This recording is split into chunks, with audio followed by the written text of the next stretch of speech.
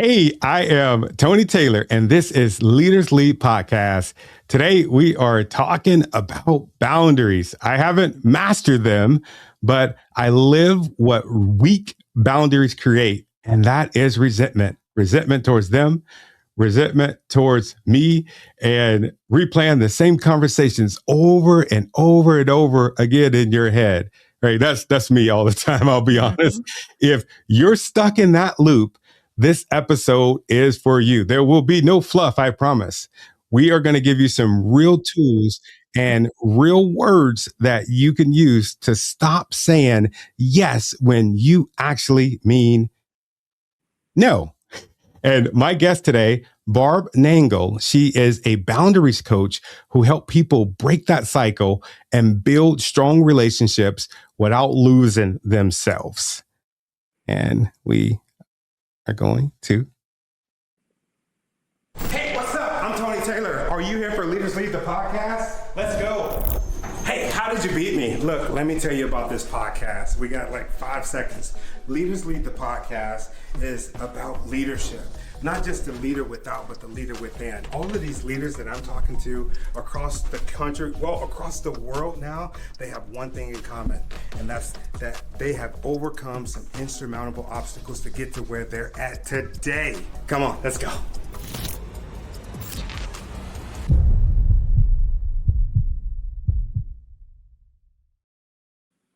Hey, welcome back. And welcome to the show, Barb. I'm super, super excited. Just like I was telling you before, I'm excited to have you on this show because I don't hear enough people talking about boundaries, and I feel like we all need them. And I personally suck at them. I'm getting. I used to, so I hear you. I get it. You said you did too. Were they really bad? That's my story. Yeah. So I read that you actually went through recovery at 42, and 52. I was really inspired. 52, even later. Yeah, I'm 62 now. Yeah. Awesome. So this is a 10-year journey. So I'm curious, what brought you there? Yeah. So when I was 52, this is the winter of like 2014, 15, I was working full time at Yale University. At that point, I had been there for 17 years. Fancy. And pardon? I said fancy. Yeah. Well, you know what? Having a job there is not fancy. Being a student there or a faculty member, that's fancy. But this was a job that I applied for and got. But anyway, I got to rub elbows with some pretty fancy people. And I had volunteered to serve a project at my church, serving homeless people for that winter. And right around the time that I volunteered, this homeless guy named Dan started coming to my church as a parishioner. And he and I became really friendly. And I was like, oh, like a gift from God. Like, so he can help me understand the plight of homeless people so that when I'm serving them, I'm serving like homeless people, not the homeless. And he was actually really helpful in that regard. And I don't know, 2-3 months into our friendship, we had a really massive snowstorm here in New Haven, Connecticut. So I invited him to stay at my home, which I now know that is not normal to invite a homeless person to stay in your home. But I thought, I'm nice. I'm a nice person. And so he said yes, of course, because, who wants to stay in a homeless shelter when you can stay in someone's home? And so he stayed, and then another time and another time. And within a few weeks, Tony, he was practically living with me. And I soon felt trapped in my home. Wow. So he was a self-admitted alcoholic, self-admitted drug addict. On reflection, now looking back, I think he may have also had a personality disorder because this guy fucked with my head in a way I had never experienced. He made me feel like I was a bad person, like I was crazy, like I was doing things wrong and all this stuff. So one day, I'm in therapy talking with my therapist, and in the middle of a sentence, I went, oh my God, do you think I need to go to Al-Anon? And my therapist was like, yes. So let me just pause for a moment in case people don't know what Al-Anon is. So Al-Anon is a 12-step recovery program for the loved ones of alcoholics. So if you've never heard of 12-step recovery, you've probably heard of Alcoholics Anonymous. Mm. Or AA is what a lot of people call it. So AA was the first 12-step recovery program ever created in the 1930s in the US. And it was the first time in history that droves and droves and droves of alcoholics got and stayed sober. Well, the second 12-step recovery program ever created was Al-Anon for the loved ones of alcoholics. And so people might be wondering, why do the loved ones of alcoholics need a program of recovery? And it's because alcoholism is actually a family disease. We tend to think of the drinking behavior of the alcoholic as the problem, but it's actually like the worst symptom of the problem, which is, dysfunction in the family. And so the reason that Al-Anon was created is that what family members or what loved ones of alcoholics tend to do sort of naturally to try to get their alcoholic to stop drinking, to go to rehab, to go to detox, to go to meetings, to stay sober, actually ends up backfiring. So what they do is all these try manipulative and controlling behaviors, and then they tend to focus entirely on that person and they neglect themselves, and then they get really resentful because they're doing all this stuff for you and you're not doing anything for me. And then the alcoholic also gets really resentful of the family or of the loved ones because they're feeling controlled. And then they use that resentment as an excuse to drink more, and the cycle continues. So I had heard of Al-Anon, and I was like, let me go home. And whatever I punched into Google, Tony, the word codependent came up. And I was like, what? So I had started therapy when I was about 15. And I didn't go continuously my whole life, but most of the time. So that's 37 years of almost continuous therapy. I got introduced to the whole self-help genre when I was like 22. So that's 30 years of self-help workbooks, workshops, spiritual groups, support groups, seminars, retreat, like you name it. I did all the things. And I had never heard of this word codependent. And I was like, what? So a codependent person, the classic codependent person, is someone who's in some kind of a relationship with an addict or an alcoholic. So it could be their spouse, it could be their sibling, it could be their child, it could be their their adult child, anything like that. And what codependents do is they completely neglect themselves and focus entirely on other people. What is he doing? What is she doing? What are they doing? And or maybe what they're not doing. And I was astonished to realize, is that just like alcoholics and people on drugs, or could it be like mental health, or it could be, it tends to be some kind of dysfunction. Okay. But it's a dynamic that happens between two or more people. Wow. And you can be codependent with multiple people, and chances are, if you're codependent, you have that that type of dynamic in multiple relationships. So I remember saying to my therapist, I'm like, what else don't I know about myself? I said to her, listen, I don't feel like I got hit in the head with a baseball with the news that I'm codependent. I feel like I got hit in the head with a planet. Because what else don't I know about myself? Like, how is it possible? I've been this deeply introspective person for literal almost 40 years, and I didn't know this. And she said, Barb, I think for you, codependence is this unifying concept that pulls together a bunch of things that you did know about yourself. You just didn't know that they were related. And, I got to tell you, Tony, when she first said that, I was like, she's saying it just to make me feel better. But as time went on, I realized that it was probably true. So I started going to Codependence Anonymous. And really soon, I remember saying to someone who may have been Dan, I was like, I think I need to be reparented. Now, I have no idea where I came up with that term. I think I thought I made it up. But I felt a sense of relief pretty quickly. I think it was knowing, okay, there's something that describes me. I'm not the only one. There's a program of recovery. And then 6 weeks into going to, I'm going to call it CODA. That's the short term for Codependence Anonymous. I went to go to Cape Cod, Massachusetts to visit my friends, one of whom had been in AA for 10 years. And she had raved about how drastically her life had been turned around as a result of AA. So I was like, you're going to love this. I'm going to Codependence Anonymous. And she was like, oh, this is great. While you're here, let's see if we can find a meeting and we'll go together. And I was like, okay. Well, she couldn't find a CODA meeting, but she found an ACA meeting, which I knew of as ACOA, Adult Children of Alcoholics. Now, Mm. her dad's an alcoholic, so she qualifies. Never occurred to me I qualified for this program. We walk in, and in the opening readings, they say, among other things, we reparent ourselves. And I was like, what? Damn. That's a thing? Damn. And then they read a list of the 14 traits of an adult child, which is affectionately called the laundry list.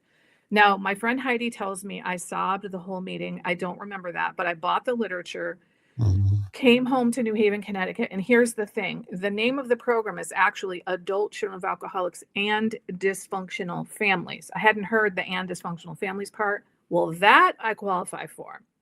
And so I started going to ACA in New Haven. I continued to go to CODA, and I started to realize, oh, I have intergenerational family dysfunction. I have childhood trauma as a result of that. My codependence is a result of the childhood trauma. My years of substance use and all kinds of other crappy behavior, my long, long, long line of dysfunctional romantic relationships, all really kind of stems from this. So a few weeks into starting ACA, an ACA women's meeting started in New Haven. I started going to that. Then I got together with 3 other women, and we used the ACA 12-step workbook to work through the 12 steps.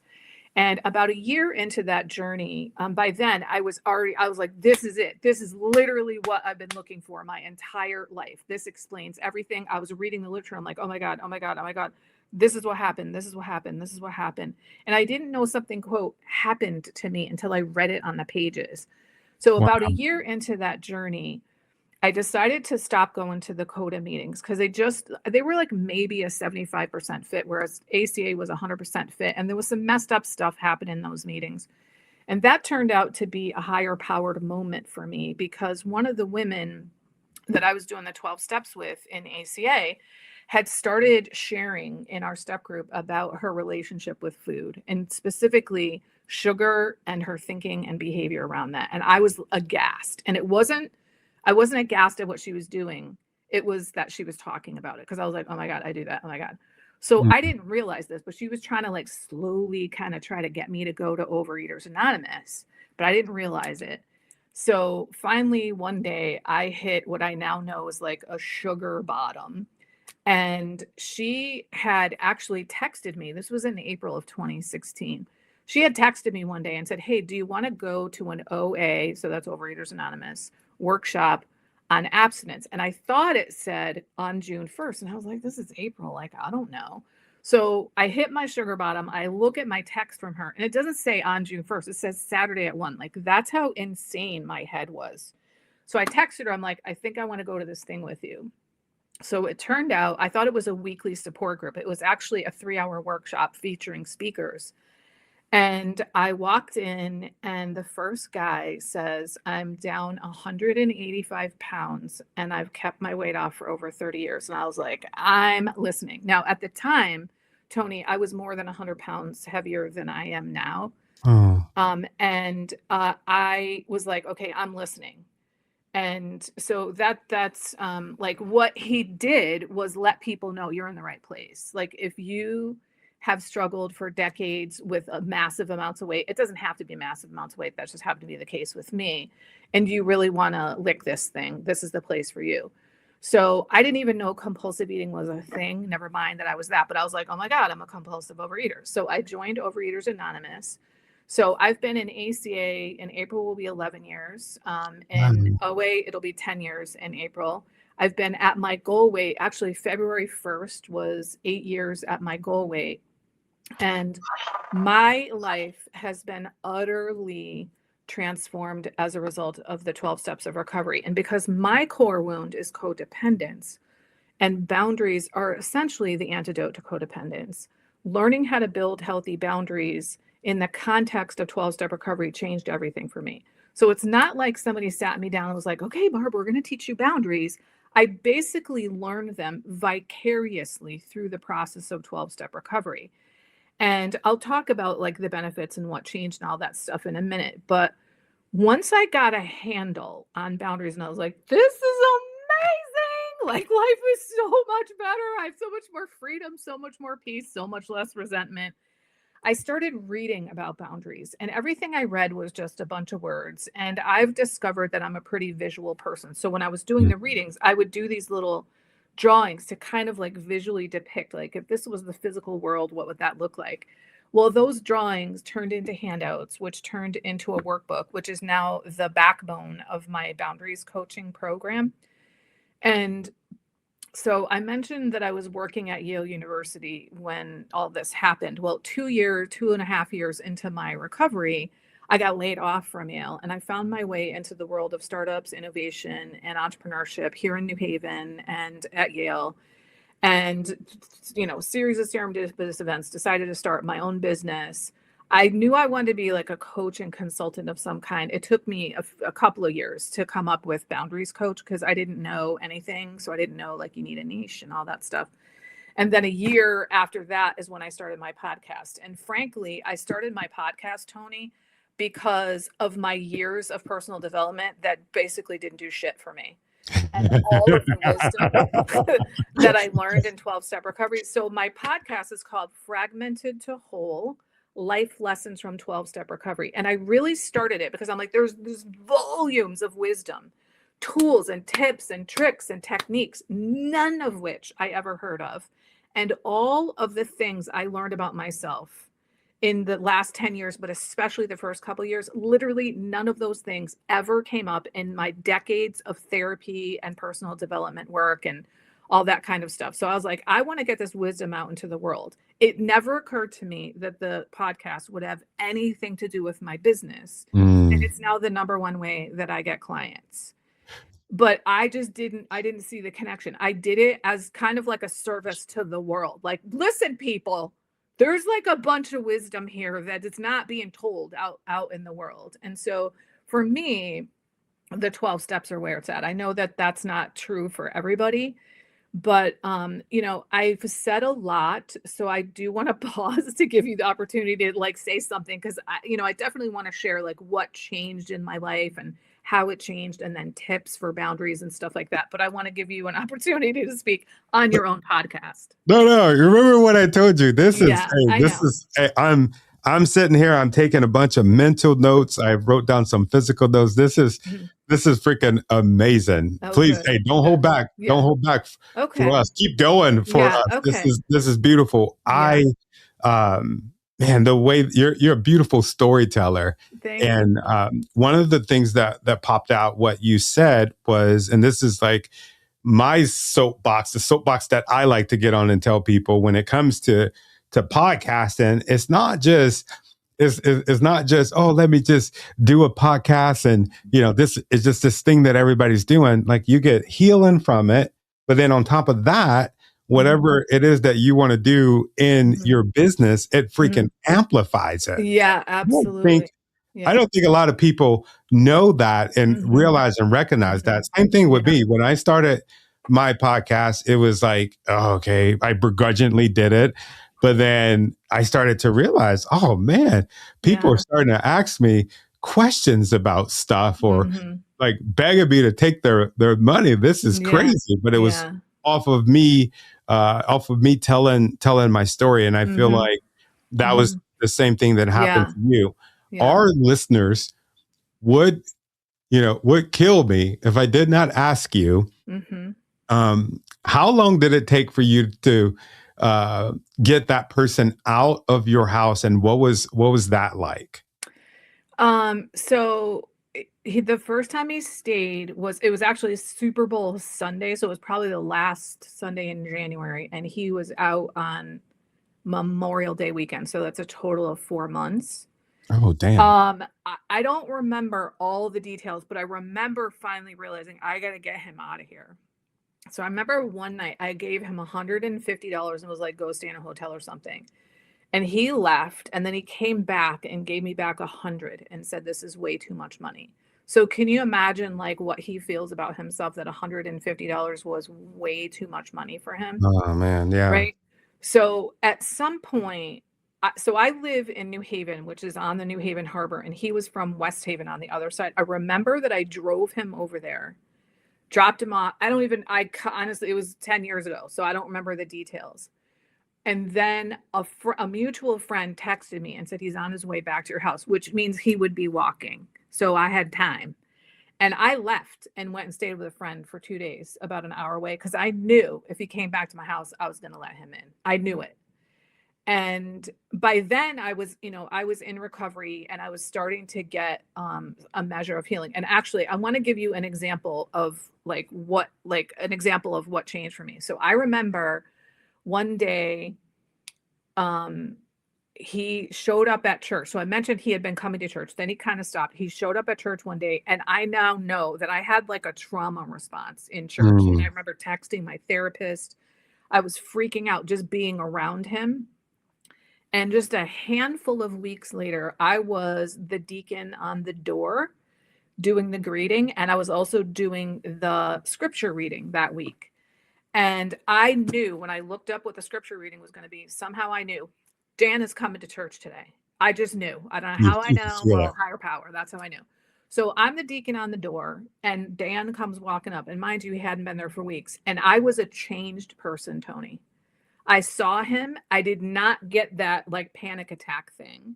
I smiled and I said, welcome. And I knew in that moment I had changed.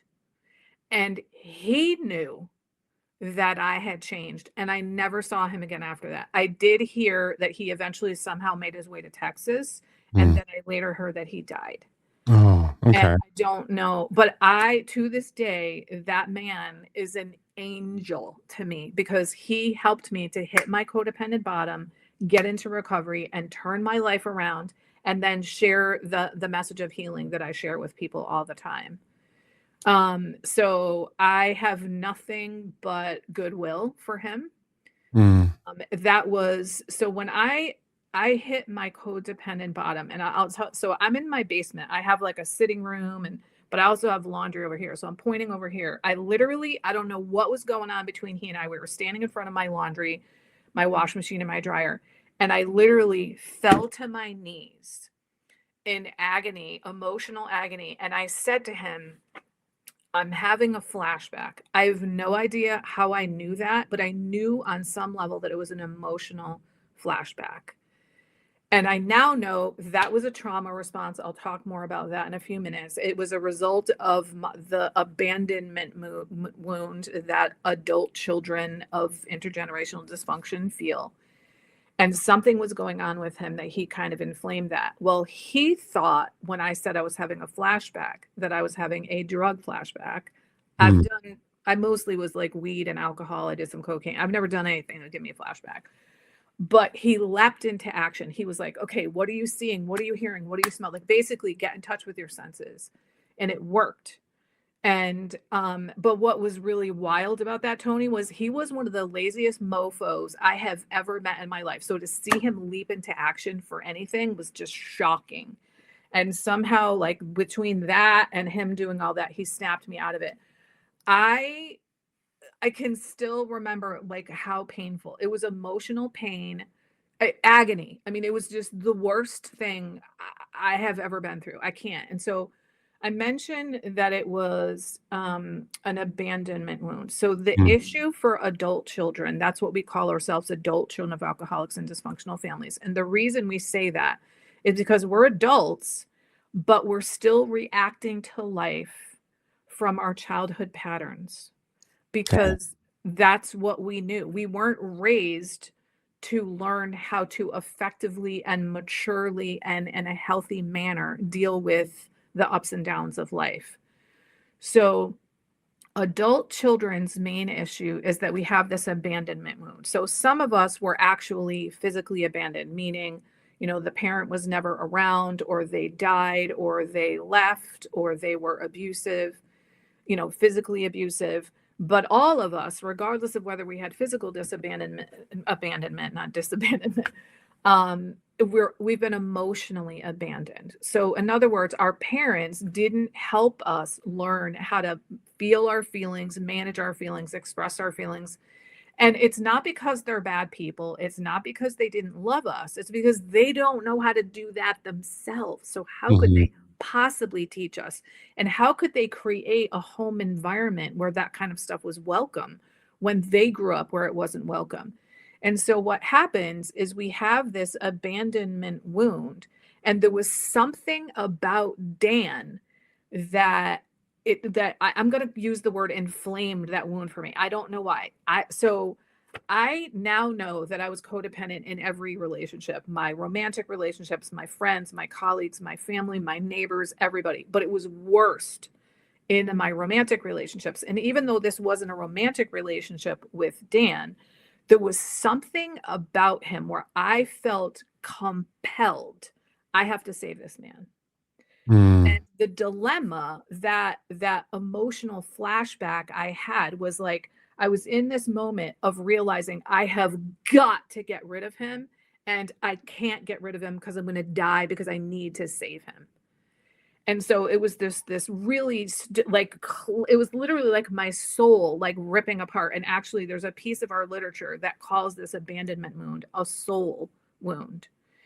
Now, I didn't know any of this at the time. I did not know any of this. I've since learned this. I've learned a lot more about trauma.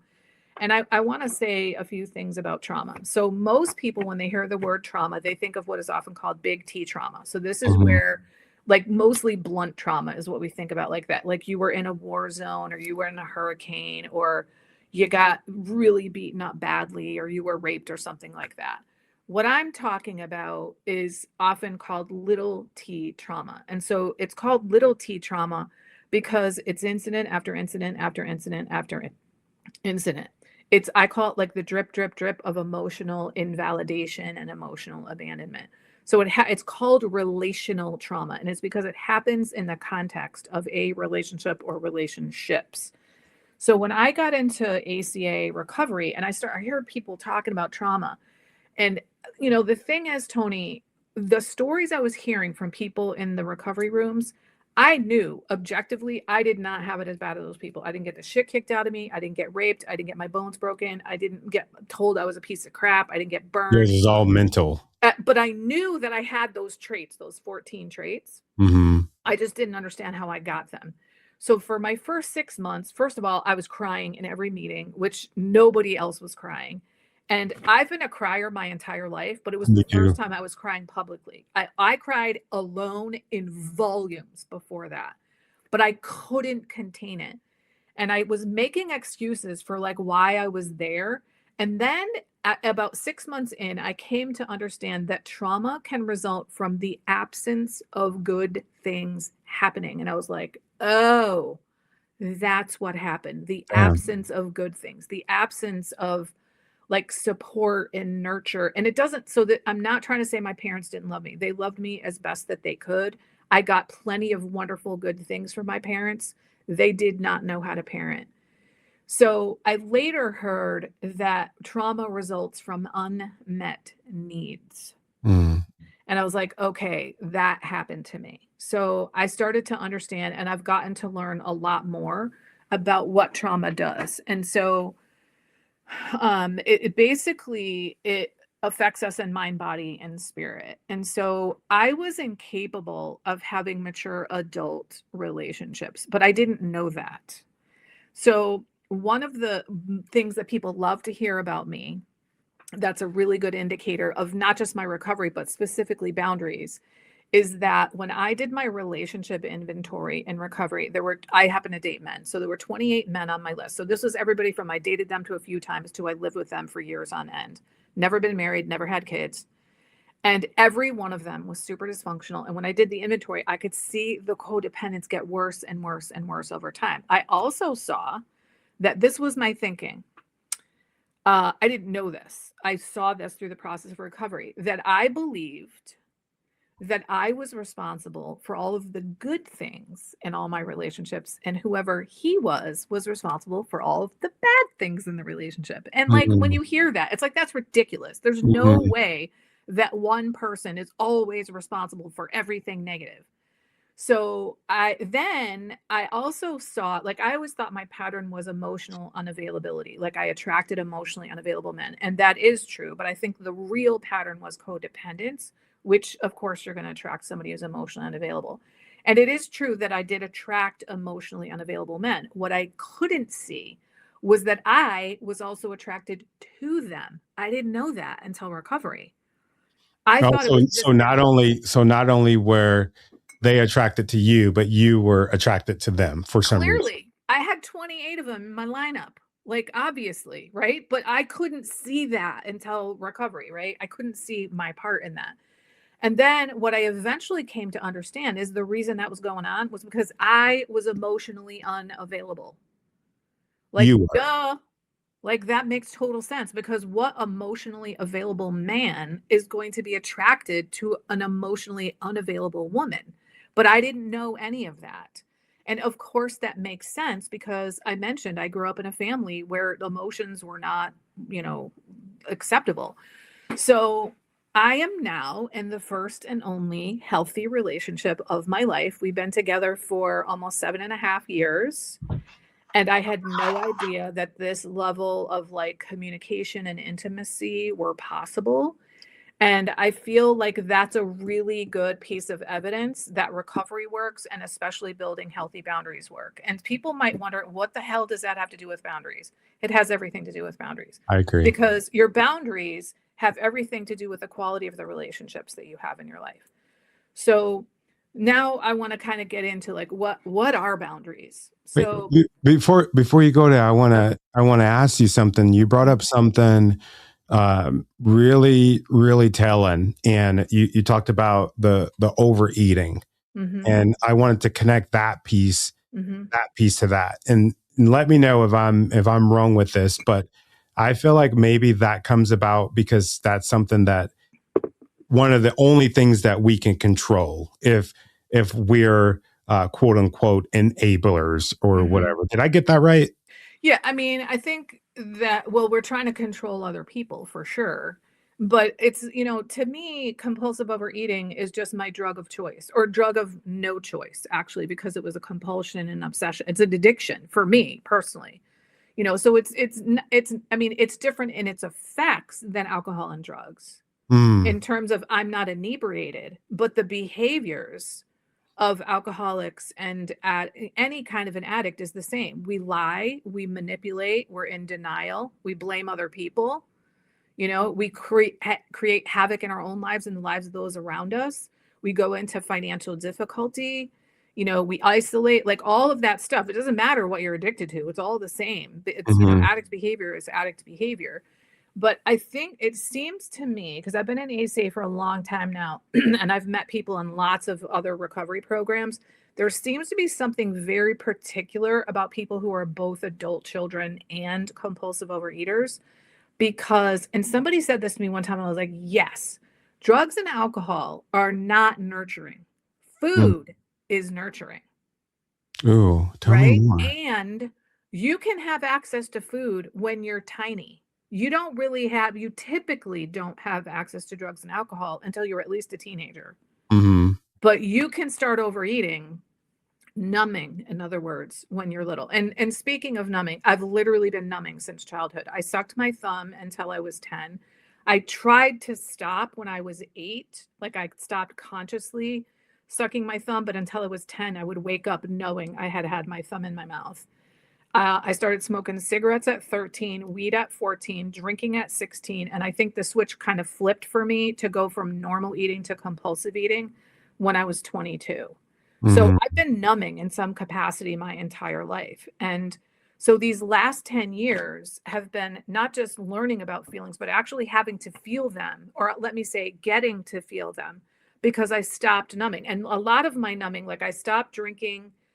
I basically drank abusively until I was on my early 40s. And then after that, I kind of stopped for a while. And then after that, I just drank like a normal person, like maybe a mhm. drink or two. I continued to smoke weed for a very long time, but by then I was well into the food. I had been compulsive eating for decades by then.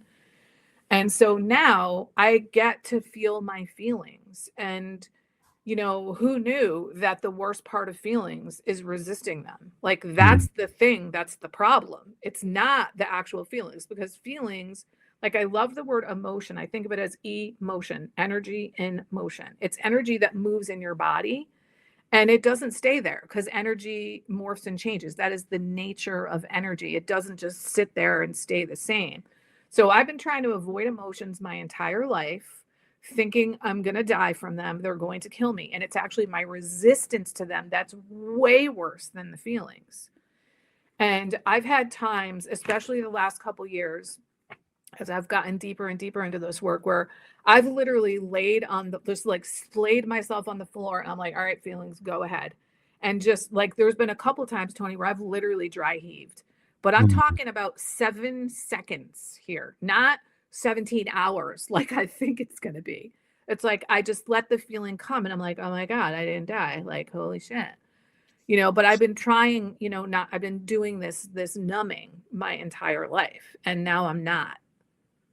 Wow. Yeah. You can tell how immature I am. Anytime I have a guest that curse, I start smiling like a little boy again. Yeah, yeah. I say the F word all the time, and I have 341 episodes of my podcast, and I think it's been 3 times that someone has said something negative, like, "Do you have to swear?" And I'm like, "Yes, I do. Don't listen." That's the way you talk. But So, right, but many people say, "Oh my God, Barb, I love that you swear. It shows that you're authentic, you're real. I mhm, swear," that stuff. And I'm mhm. like, I don't. And people say, "Oh, it shows you're not intelligent." I'm very intelligent. I like to swear. It's how I talk. It's how I express myself. Yeah, And if how you is don't that like even it, a meter of how is that even like I define your intelligence? To me, I I think people are more intelligent that swear. I think they've actually done studies, and I think that's actually true, but it's something like the anti-swearing people think that it makes you sound like you're unintelligent. And I'm like, I don't care whether you think I sound intelligent or not. I know that I'm intelligent, and I don't need your validation. And I also think, like, if you don't want to hear me swearing, don't fucking listen. Turn the thing off, I agree. like, makes you have agency. Go listen to someone else's podcast, I agree. I'll Yeah. never forget. I went to my childhood pastor's house and I was hanging out with his kids. I had never heard this dude curse before, but I heard him on the phone, and he was in another room. Fuck this, fuck that, and I was just like, wait a minute. So this dude curses at home, but he don't like swear like at church or at the school that we were going to. Like to me, Mhm. that seems very inauthentic. But I'm like, if Mhm. he could swear, I could swear. Mhm. Yeah. Anyway, Well, I well, the thing is, he has a role as a pastor and in a school, and uh, that role, like, people would have a hard time taking him seriously, and he's also a role model. So, like, when I work in an office, I'm not, and when I speak on stages, I don't say that, well, okay, if I'm talking to a recovery community, I say the F word from the stage. But if I'm talking to a professional audience, I don't swear at all. I don't know how I'm able to manage that. I wish I understood that, but you you know, you were driving somewhere, and I stopped you. You're getting yeah, ready to get boundaries. Yeah, like, into what the are they? actual boundaries. This is the good stuff. Yeah, yeah, The yeah. folks this is why everybody Yeah, came here to yeah, see and to hear is yeah, how do we yeah. put those into place. Yeah. Right. And I'm definitely going to talk about that. But I think one of the important things about sharing my story is that people can recognize themselves in it and see that, look, if I can change, so can you. Right. And I was 52. So many people think, oh my God, I'm so old. It's too late. It's not too late. I don't care if you're fucking 99. It's not too late to change. Okay. So I mentioned, I'm in this healthy relationship, and people might be like, what does that have to do with boundaries? It's because when you learn to build boundaries, you're essentially getting to know yourself. You're getting to know what's okay with me, what's not okay with me. What do I want? What do I like? What do I need? What do I prefer? What's my responsibility and what's not?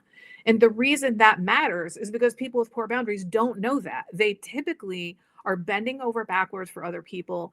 A word I hear all the time is I'm a chameleon, or I have these different masks or facades up. I'm a people pleaser. I'm super accommodating. I'm an overgiver. I'm a peacekeeper. I pretend things are, okay when they're not. Well, you're not. If you know who you are and what's okay and not okay, You're not going to do that. So I can present my authentic self because I know who that is now to my partner. Mm. And I would say if I were to boil down, if I had to pick one thing that's the most important thing that we do in our relationship that maintains the healthy connection we have, it's that as soon as something bothers us, we bring it up. And maybe it's not like that second, but we don't sit on things. We don't let it fester. Like this morning, I just said something to him about that happened on Saturday. And it was because it was the first real opportunity that I had. I want to do it in the right moment. But in the past, I would be like, I have to wait for the perfect right moment. And then it would never happen. And Mm. so, you want to say something as promptly as possible, like whatever makes the most sense for you.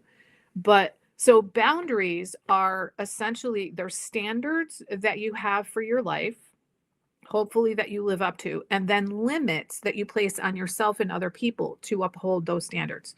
So the example I like to use is health because most people can understand that. So as I've made the case, I've abused and neglected the shit out of myself.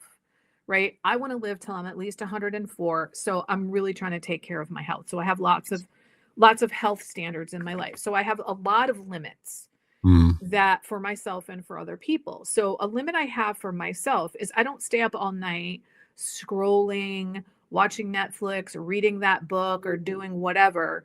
I go to bed and get approximately 8 hours of sleep every night because sleep is a foundation for good health. So that's an example of a boundary I have for me. Now, nobody needs to know about that. That's my boundary for me. And I actually started by going, okay, I'm going to go to bed at midnight. And then I was like, all right, got used to that. Now I'm going to go to bed at 11:30. Now I'm going to go to bed at 11. Now I'm going to go to bed at 10:30. Like I didn't start by going like, oh, I'm going to bed every night. I had to like back into it. And then a limit I have for other people to support my health is I don't allow smoking in my house. If you want to smoke, you got to go outside. I hear you on that. Yeah. So let's say that I have this boundary of there's no smoking in my house. And people And still smoke anyway. no, I mean they like it's like this is just I'm saying this as an example because Yeah. it's just like when we were growing up, people smoked Uh-huh. everywhere, Uh-huh. right? Like my Uh-huh. parents didn't smoke and they had ashtrays and lighters that they put out on the table. But in any case, it's just for illustration purposes, right? So let's say that I have this no smoking rule in my house and somebody lights up and I don't do anything, then that wasn't a boundary for me. I call that having a wish or a hope. I hope people will honor my boundary. A real boundary has some kind of consequence. You're Mm. going to do something. So if somebody lights up or if they pull out a cigarette, I don't even wait for them to light up. I'd be like, there's no smoking here. You need to go outside. And I live in a condo. You don't just go right out the door. You need to go far enough away so that your smoke does not come in the window of my condo or anybody else's. Right? So these are limits that I have that support and promote my health. Well, I feel like I'm doing a little bit of role playing here where Mhm. I feel like you're being controlling. So there's a difference between controlling and having standards, right? So it's Mm. my house. If I went to your house and you were smoking and I said you got to put that out, that's controlling, right? Ooh, I'm getting it. Yeah, yeah. Right? So, and here's the thing, boundaries are really not about other people. They're about you. So my boundaries are for me, not against you. That's something that I don't recommend people walk around saying. I think it's something I recommend they remember. My boundaries are for me, not against you. That's So if I'm controlling, like being with an alcoholic is a perfect example. This is a boundary. If you continue to drink, I'm taking the keys away and I'm no longer paying your student loans. mm. This is not a boundary. You can't drink. That's you trying to control the other person. Whereas the first one is a boundary. If you do X, then I'm going to do Y. So Oh, so I'm there's controlling like you. an end in consequence to it. Right. So real boundaries have consequences and it's about you. Like I am no longer supporting your drinking habit. So I'm not going to let you use my car and I'm not going to pay your student loan payments. So you can drink all you want, but you ain't getting your student loans paid and you ain't driving my car. Right. So that's about me, not about you. Whereas if I say you can't drink, that's me trying to control you. I'm not, of course, I want you to not drink, but I can't do anything about that. What I can do is control my behavior. Boundaries are about controlling ourselves, not the people around us. And that's a huge misnomer. Another big myth about boundaries is that they're walls. We put up walls between people. Well, I'll say if you have a restraining order against someone, that is a wall, and it should be because you need to be protected from violence. But Mm-hmm. the vast majority, 99.9% of boundaries are not walls. They're more like fences with gates in them.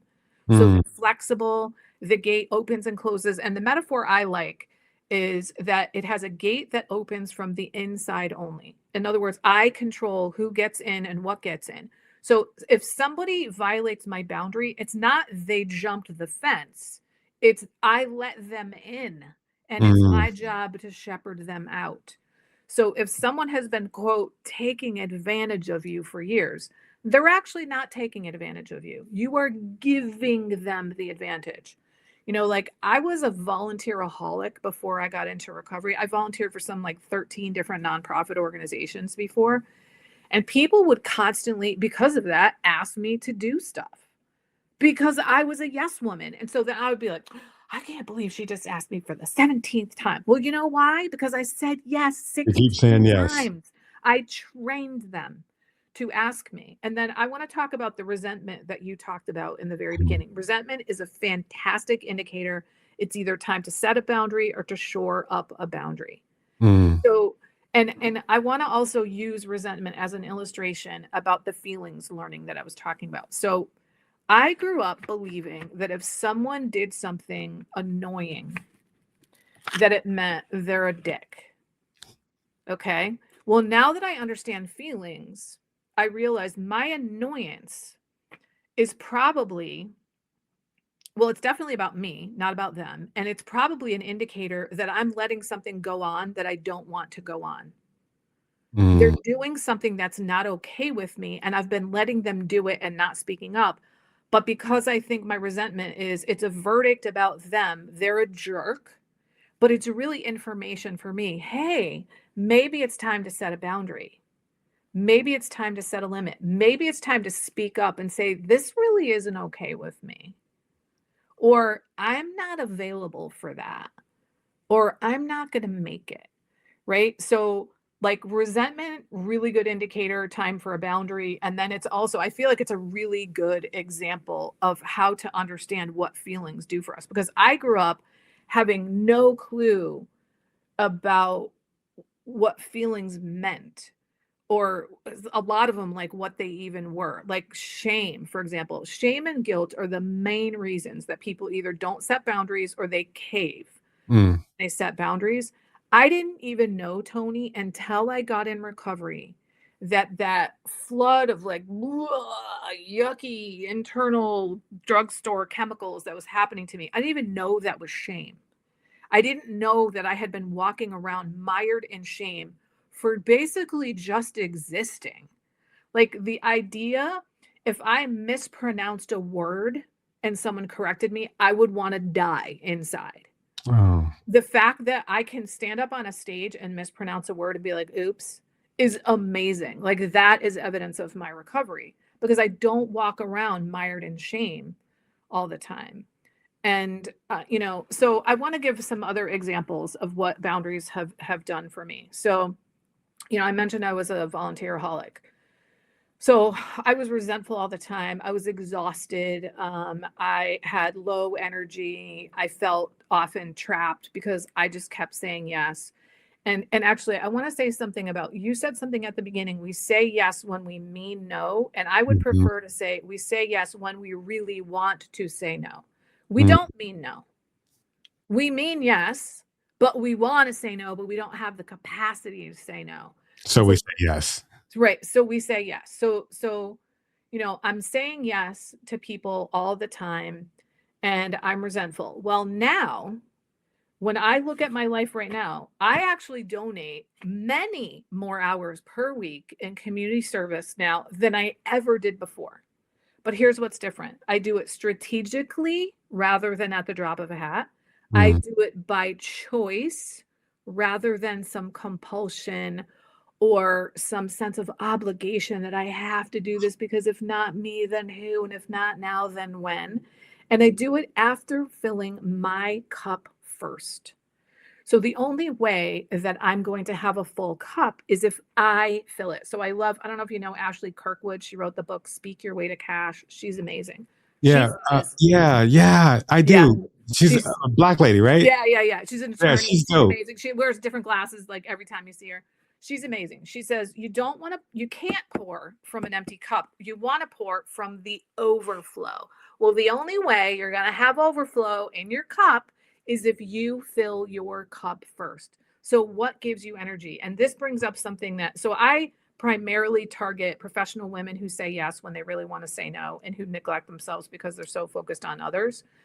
And so what comes up when I say fill your cup first is like, I don't want to be selfish. It's not selfish for you to fill your own cup first. That sounds Right? like programming. Well, Like, it is. And I think it's not that men don't have that issue, but men are brought up to be like good girls and kind and nice, and you have to help other people and put other people first and be selfless. Like, be selfless, have no self. That's what no boundaries is. You don't know who you are. You don't know where you end and other people begin. You don't know what's your responsibility and what's not. That's what selfless means. yeah, when you say it like that, it sounds like a bunch of bullshit. Right. It is a bunch of bullshit. And I remember hearing this coach one time say that somebody said to her, "You're full of yourself." And she was like, "Well, who the hell else should I be full of?" Like, what? Like, who am I supposed to be full of? You're supposed to be full of you, not other people. But that doesn't mean that you treat people like crap. It doesn't mean you don't help people. As I've just said, I help people way more than I ever did before. It like learning how to build healthy boundaries does not mean you put up walls between other people. It doesn't mean that you're rude, that you're nasty, that you're not helpful. It means you're authentic. You get to know who you really are and what's okay and what's not okay. Yeah, I was going to ask you, so what's the difference between a boundary and a wall? A wall is a really tight boundary. Okay. Yeah. So I remember one time I had this part-time job a couple years ago, and my then boss, it was only 10 hours a week. And he wanted me to check my email for that job when I was outside my 10 hours. It was like, not happening. No. I'm like, I have a business and I have another part-time job and I have a personal email account. So I have 3 or 4 other email accounts. So if you want me to check yours while I'm not here, then I'm going to be checking all those while I'm here. You want me to do that? And I didn't say it like that, right? And he called it, he said, "You have a firewall around that." And I was like, "Ooh," and I think he thought it was an insult. I was like, "Oh my God, I have a firewall. I have a firewall." You're like, Like, yes. yes, right? So, like a firewall is like a wall, like you need a wall. A restraining order is a wall. If Mm, someone has been beating the crap out of you, you need a wall with that person. mhm, Sometimes people are so toxic, we have to block them on our phones or on our mhm. email, or we have to move out, but those are walls, but it's a type of boundary. It's just an incredibly stringent boundary. Oh, I like that. I was going to ask you, I got a question in, someone sent a question that's watching this and they Okay. said, can you give I freeze in the moment. Mm-hmm. Yes. What I freeze in the moment when it comes to Mm-hmm. my boundary. Mm-hmm. What do I say? Okay. What do I do? So, yeah. So people think if I just had the right words to say, that's all I need. And the right words are important. I'm not dismissing that, and I will share some good right words in a moment. But it's way more than it's like you need the wherewithal to not just say the words, but to stand behind them, Damn. right? So having the right words can be really helpful. I like having a couple of, I call them scripts, boundary scripts, and I have all kinds of them for all different kinds of scenarios. And you can also ask ChatGPT, give me some boundary scripts for this scenario. But I'm happy to share some too. But you need to have the wherewithal to do it. So the reason that you freeze, that's a trauma response. So I think of it as like I have a few things in my back pocket. I think the best thing you can do when someone asks you to do something, and I actually recommend you do this as an experiment for the next month if you really suck at boundaries. 100% of the time for the next month, when someone asks you to do something, your response is, let me get back to you. Ooh, I like that. Right? Because pausing is my number one tool of recovery. It's the number one most important thing that I learned in recovery, because if I can't pause, I can't use any of my other tools. So pausing allows you to unfreeze. And when you're in freeze, that's a trauma response, which means you have gone into fight or flight mode. And if you know Mhm. anything about how the brain works, when you're in fight or flight mode, the the executive functioning, the higher order thinking part of your brain, which is where the thinking part happens, is basically cut off. Because when you're in fight or flight mode, you need all that massive amounts of energy that you would use for thinking to fight or flee. So you can't think clearly. You can't make reasoned decisions. And that's why we react and say yes when we want to say no, because we're frozen, right? So if you just start saying all the time, let me get back to you.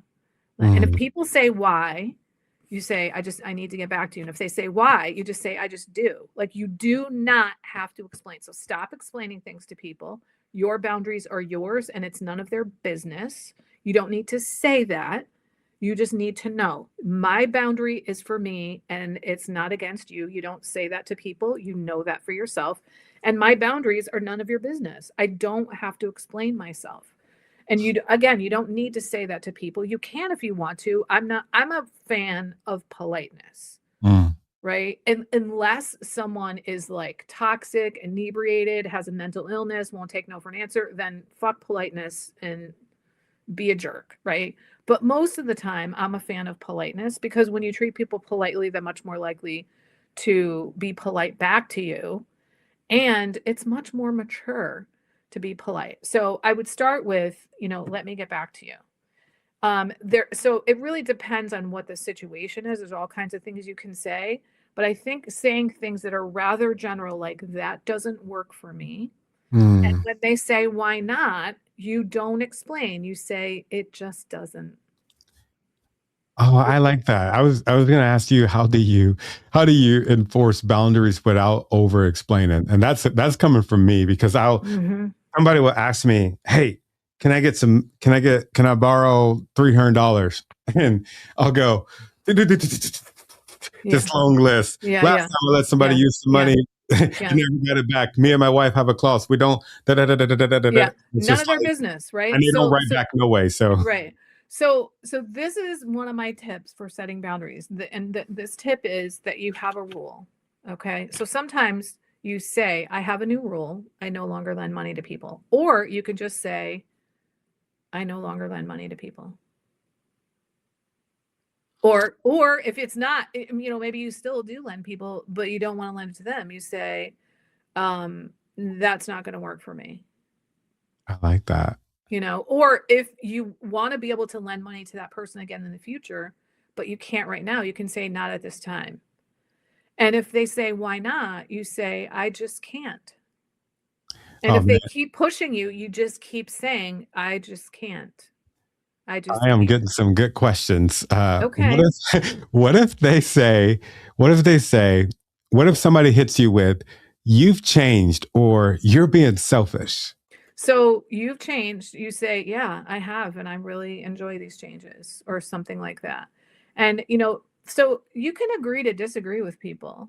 So you Mm. can say, well, you might call it selfish. I call it self care. So people call us selfish when we used to accommodate them and we're not anymore. So they're actually the selfish one. You don't say that to them, right? Mhm. But here's the thing.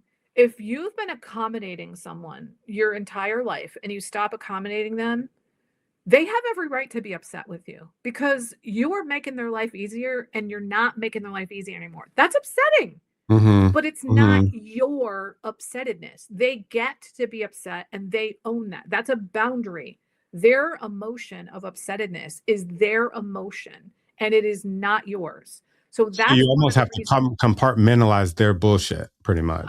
No, you just don't have to take on their bullshit. It's not Okay. compartmentalizing, it's differentiating. That's their feelings and these are my feelings. They're in charge of their feelings and I'm in charge of mine. Because here's what we do when we have poor boundaries: we try to manage other people's feelings. So, meaning, I don't want them to be upset. So, I'm going to contort myself in 57 different ways so they don't get upset. That's not your job. Like, are you going to do that for the 8 billion people on the planet? Like, there's no Mm. way you can please everybody. So, please yourself. And that reminds me of something else that I've heard. Like, if so, one of the reasons people don't want to set boundaries is they don't want to, quote, hurt people's feelings. Like, I don't want you to hurt people's feelings either. But if someone's feelings must be hurt, it shouldn't be yours. So here's an example of that. Let's say, Tony, that you have 5 people that you need to set boundaries with, and you don't set boundaries with any of them. Mhm. Your feelings are hurt 5 times over. But Damn. let's say that Yeah. you do set boundaries with all 5 of those people. Maybe 1 or 2 of them might get their feelings hurt.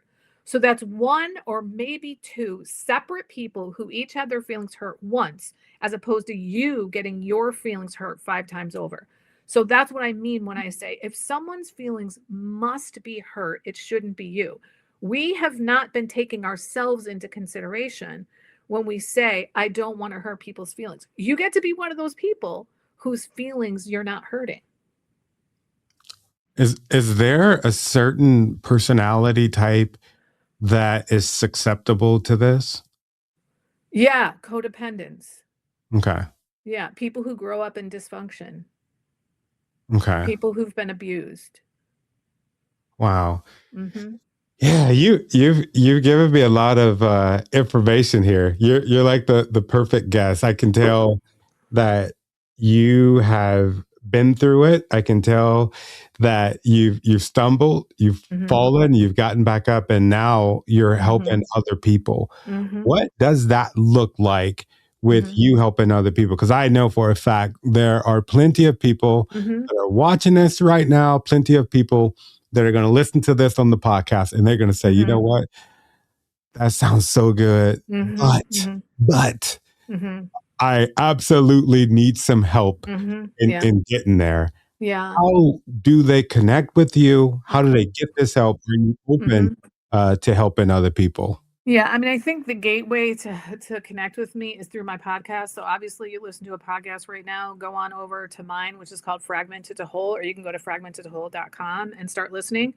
As I mentioned, I have 340 episodes, so you can binge to your heart's content, and you'll find out from there all the ways that you can connect with me. So my flagship program is called Unshakable You, and it is a 12-week boundaries coaching program where I help people build what I call internal safety so that they can actually stand up for themselves, show up for themselves, and follow through and stop, the freezing and all that kind of stuff. And so they can go to my website is higherpowercc.com. That stands for coaching and consulting. It's higherpowercc.com/unshakable.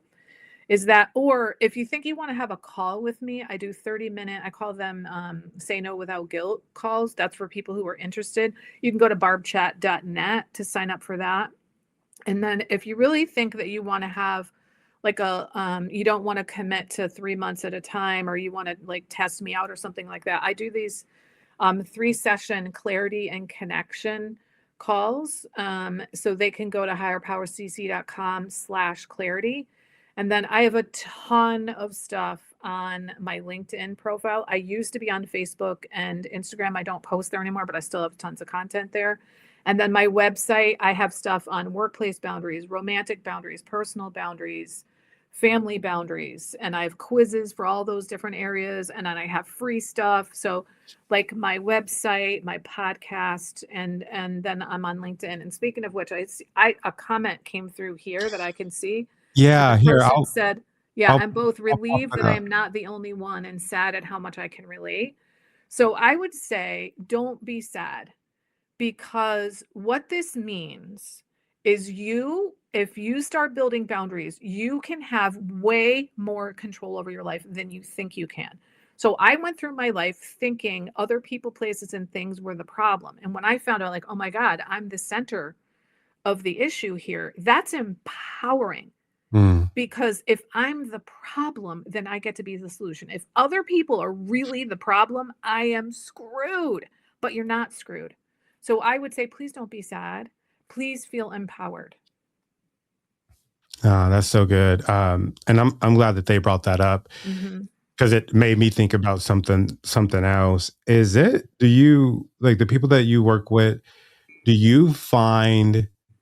So I'll go from a parent Mm-hmm. lens. Like, do you find a lot of parents that have a problem with setting boundaries with their children? Yeah, so I've worked with typically people who have very young children and are going through divorces. Mm, And a lot of parents of adult children that have either mental health and or substance use problems or sometimes chronic illnesses and stuff like that. That's not always the case. Sometimes it's people with workplace boundaries issues, sometimes it's people with romantic boundaries issues. And the reality is that most people, if they have poor boundaries, they have them everywhere. There are some people who are great at work, but everywhere else they suck, or vice versa. I tend to work with professional women. Not everybody is, and it's not that I won't coach men, but I gear my stuff towards women because I was a professional woman when I learned to build boundaries. And actually, that's the one thing I forgot to mention was I was still at Yale when I built boundaries, and I saw this ripple effect of my boundaries on my team and my project and my organization. And I was like, wait a minute, what's happening? Because none of them are in recovery, and I'm in recovery. None of them are building boundaries, and I am. And it was just a really good illustration, Tony, of how when one person changes the dynamics of their interactions, everything around them changes. We have a ripple effect on our community, on our family, on our workplace when we clean up our stuff. mm. And so, you know, I primarily work with professional women, and I've worked with some really high powered women. They're not wallflowers. Like, I worked with a woman who was a Hollywood producer. I worked with a woman who was in the C suite at an oil company. I worked with an international model. I worked with a woman who was on the board of a national newspaper and it was a former correspondent for, like, I want to say like the London Times or something. So and not everybody I work with is like that, but like there are people who appear on the outside like they have got it all together and they are falling apart inside. And those are the people Because I they're really struggling like with to work with boundaries. because that was me. Yeah. Wow. That is incredible. I was going to ask you if I want to put you on the spot for a second. If you could say one last thing to that person that is struggling with boundaries, the one thing that you think that they just need to hear, like right now, Yeah. you can talk I to would them. yeah, I would say keep the focus on yourself. Uh-oh. It looks like we lost you there, Tony, but it also looks like we're still live. No, So, you're good. You're good. oh, we're good. Okay. I was like, what happened?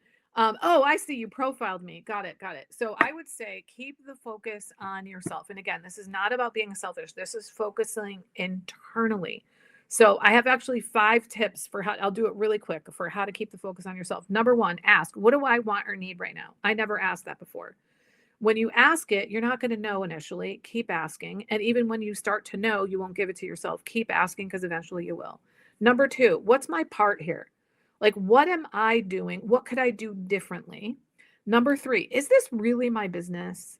Like, am I jumping in to rescue, fix, and save people? Am I giving unsolicited advice? It's not my business.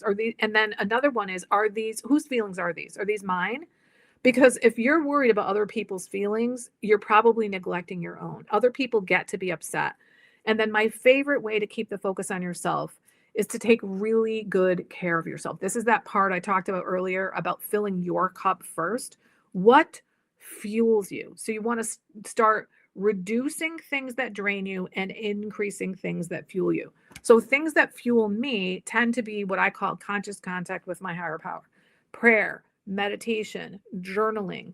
I also do things like I've been doing a lot of puzzles lately and reading for pleasure and walking outside and spending time with loved ones. Like, we get to do those things. Like, when you die, you're not going to be like, "Oh, I wish I sent more emails."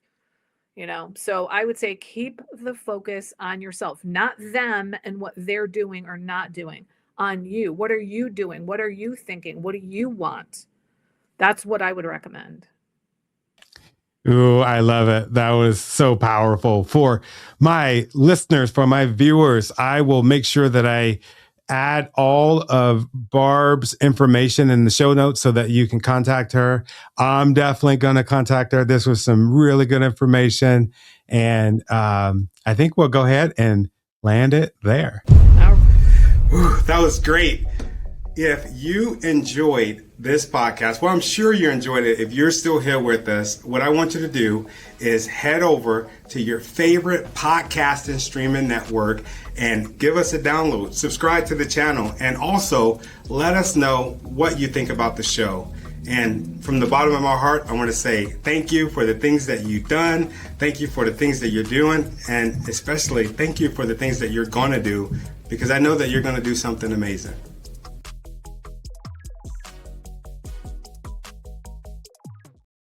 Wait, don't go yet.